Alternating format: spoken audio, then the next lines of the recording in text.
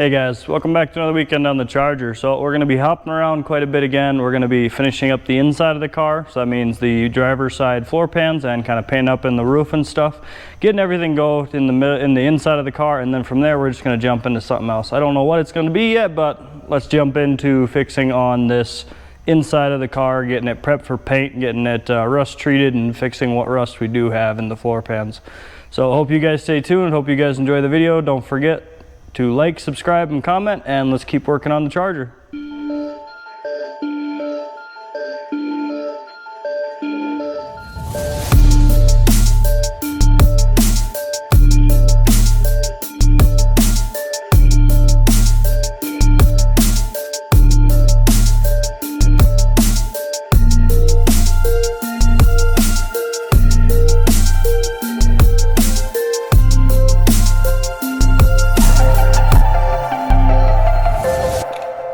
Hi guys, welcome back. So I'm just going to bring you along, show you real quick what we're dealing with in the car. Now, the inside of the car has always been pretty solid. The only real rust we had was, this was the side that was in the dirt, so it didn't have rotor or anything, so it had nothing to keep it in the air. The other side had a tire down, so it kept itself in the air. Got rust right here, and then a little bit of rust up there, not much. Just some pinholes there, and then the side cross. So not too terrible. The rest of the car and the back's fine. The only thing else we're going to be doing is fixing up some of this scale rust that's up here. So we're going to be roughing that up, either using Skyco rust treatment or Pour 15. I'm not really sure right yet. Rough up the whole inside of the car, and then we're going to spray it primer gray, epoxy gray. So let's get at it. Let's start fixing on some stuff, start making some templates and slinging some paint. Have you guys catch back up? We're going to bring you here for a fast forward.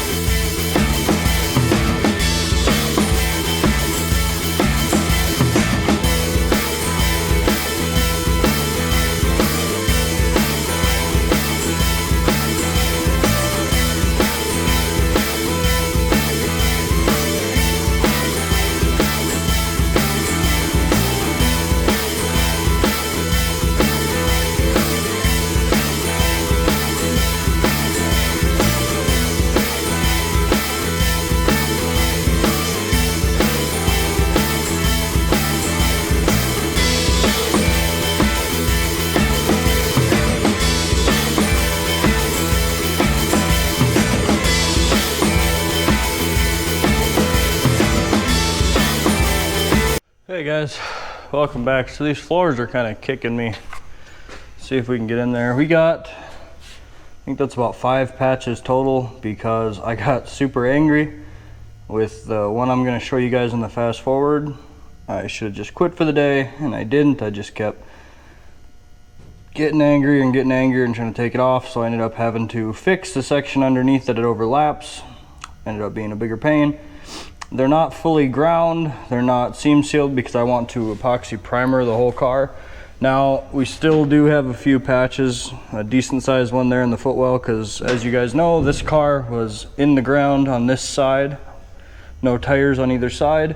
Got, I think, one tiny little rust hole over there I gotta fix, but the biggest ones are just right there. Now those do have grooves in them or whatever. We have a little Eastwood die roller. Just a little hand crank one works perfect. Big thing on that is don't tighten it too much or you will just really distort the metal. Just do a little at a time, keep going. But what we're gonna do right now is we're gonna hang this, I don't know, you call it a headlight assembly, something. What I do need to figure out is I've never hung this, so we're gonna have to walk back and forth, get bolts, washers, and lock washers. Another thing with this is I don't specifically recall if this came off the 70. I don't think the 70, the way it was cut, it wouldn't have had any of this because it was cut right there, sectioned off at the front. So I'm not 100% where this came from. I don't know if there's a difference between 68 to 69. I'm guessing there's a difference through 70, so we'll figure it out together. We are going to hang this on, get it on the front of the car. At this point, I just want to put parts on to kind of get them out of the way because I want the parts on, and then maybe we can move the car around to a different section in the shop. So let's get that on. This fast forward is going to be a little goofy because I'm going to have to run back, get bolts. It's all the way across the shop to get to the bolt bin. I'm not just going to bring a bunch of random miscellaneous bolts over here. So let's get to work. Let's hang this and let's get back at it. All right guys, so what we're going to do, didn't really show too much of what piece it was, but on the fast forward we are missing a little bracket that takes the bottom section of that, let's call it headlight surround, headlight hold, and it bolts it to the inner side of the fender with 2/4 inch bolts. Now we're missing one. It's this exact look, at least I hope it is. I don't know for sure if it's the exact same look, but what we did is we traced it out, we rolled it over, and we got this shape, this size.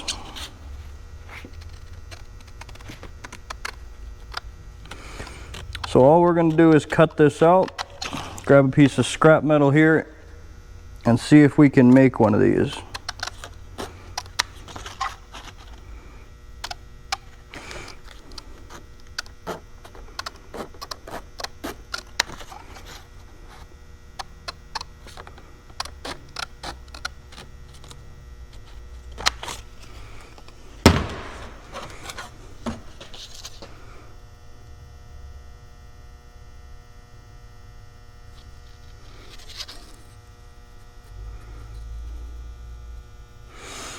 And I forgot a pen, so when I come back, we're gonna cut this out of the piece of metal and bend it and see how we do. So we'll be right back.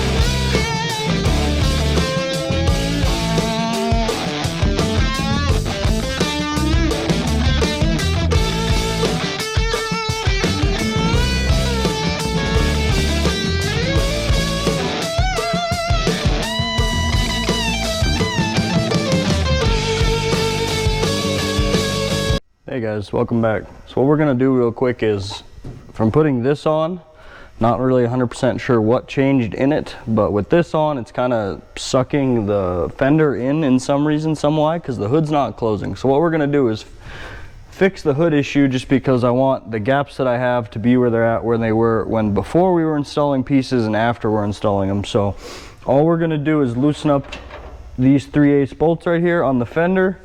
One's on top here, a few here, and then the ones down there that we put, we're just gonna try to shim it out. Now, if I do want the gap from that tool, I'm gonna have to shim it anyway, because there's no way you're gonna be grinding on the corners of this hood or tearing up these brand new fenders. So you're gonna have to find a way, I'm guessing, to shim it. So that's what I'm gonna try to do. Now, I haven't did it beforehand, so I don't know how it's gonna work or how it's gonna look. But while we're doing it, we need to go grab 1, 2 ace bolts for the inside of this. I guess I missed a bolt that goes down under here, so we'll go get that. But we're just going to bring you guys for a fast forward on it, and we're going to try to shim right in between here where it meets the section.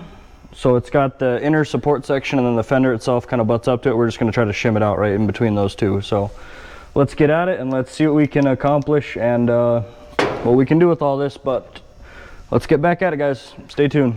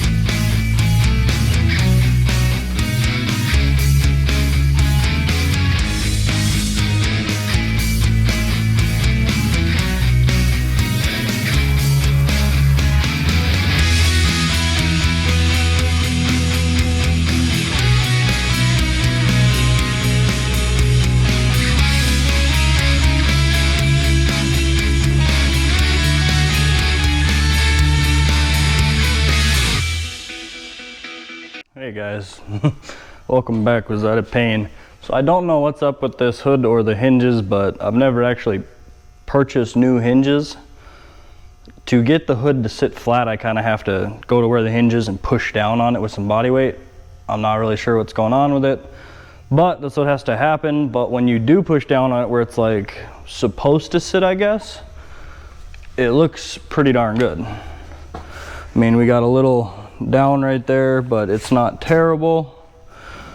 But we have good gap on the corners now, better than I actually believe I had to begin with. Now we still have to pull this section up. The hood was accidentally set on this corner, so.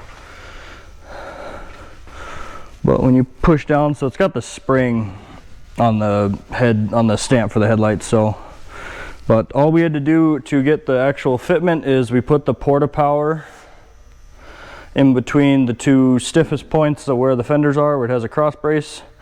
And from that cross brace, it has two bolts that go down into the radiator support. All we did was push them out that way, keep the hole as best we could, put the bolts in, tighten them down. So whatever it is to take that to get it, take it for what it is. Hood looks good. I just realized though that I am actually missing a hood latch.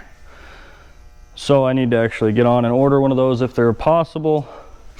But I think for the end of this video, what we're gonna do is try to throw in the rear end. Put some tires on it. Maybe throw on the bearings and the hubs for the front end and put it on the ground. So I can't tell you the last time this car was on 4 wheels and tires, but I can promise you it was a long time ago. So for the 12 years I've owned it, it has sat basically right here on the jack stands it is on. And I can tell you right now, when we take those jack stands off, I will show you proof, because what's under the jack stands is just piles of sand, piles of dirt, piles of rust. But I think that's a good goal. So what we're gonna do is attempt to get the car on its wheels. Somebody commented that I really need to get the car on its own weight before I start messing with body gaps, and I'd have to say I agree with you. Don't know what I was thinking jumping ahead. You know, at least I didn't start fine tuning anything. So what we're gonna do, we're gonna throw it together. So I'm rambling, let's get back to work. What we're gonna do real quick is we're gonna throw in the rear end, just because it's not gonna be hard to do. We've got everything ready to manhandle the 8 3/4 in between the leaf springs and bolt it down. When we get to the front, we're gonna go a little more in depth and talk about it. So we'll come back when we're ready to put the front end together. But let's get back to work.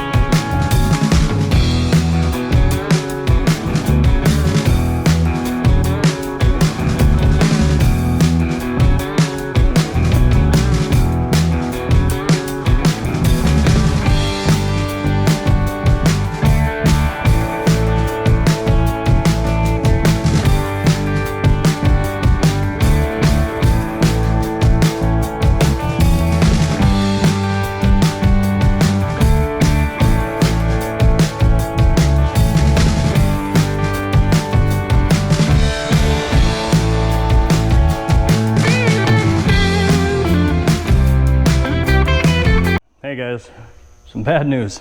We got the rear end in. We took quite a while on doing it. Still kind of finger tight, but we have a bad issue that we've ran into. I don't know what the heck I was thinking, but I don't have hubs.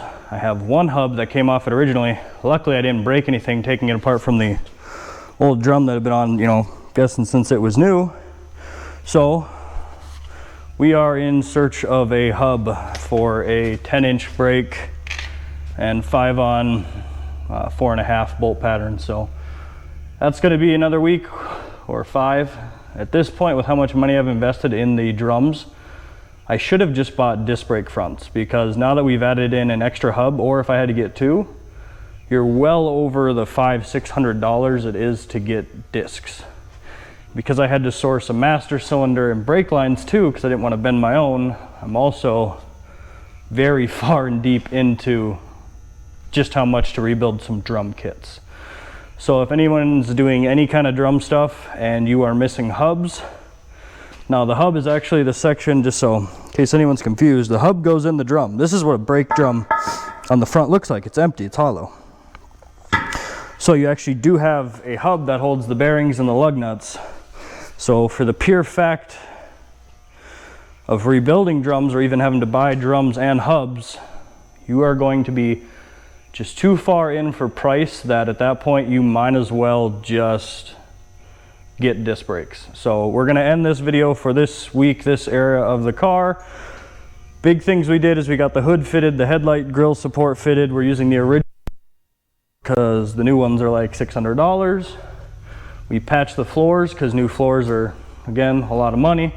And we have the 8 3/4 rebuilt in the car. That is a sure grip as well, so we have dual tire. But some things we have to do is find a hub. So by this next video, I think we're gonna switch up into something else. Hope you guys enjoyed building on the Charger, but I think we're gonna go back to some engine work. So hope you guys stay tuned. I definitely appreciate it. Don't forget to like, subscribe, comment, and leave me some kind of feedback. It's always nice to see what people are thinking. Have a good one.